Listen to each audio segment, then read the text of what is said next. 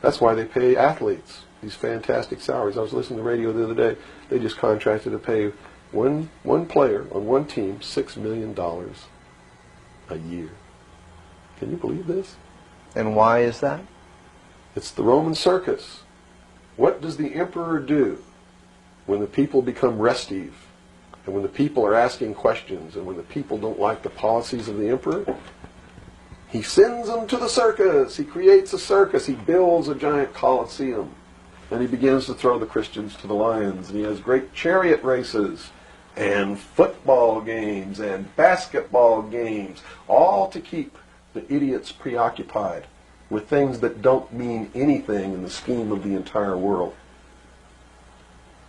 so that they don't have the time to learn what the truth is, so they don't ever get smart enough to learn how they're being manipulated, so they don't ever question the emperor. That's why they pay a player on a football team or a baseball team $1 million or $2 million or $3 million a year. It is the Roman circus. I know men who don't know anything in the world except who plays third base for the Mets. And they think that's a great accomplishment. And they meet and pat each other on the back and bond and go have cocktails and talk about what this guy that plays third base for the Mets did in last night's game. It's sad. It's really sad.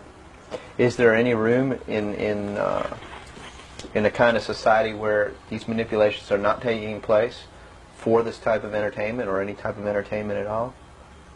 If people understand that a game is a game, if people understand that nobody, no matter what they do, is worth paying $2 or $3 million a year for, people should be able to get rich if they want to, by the sweat of their individual labor.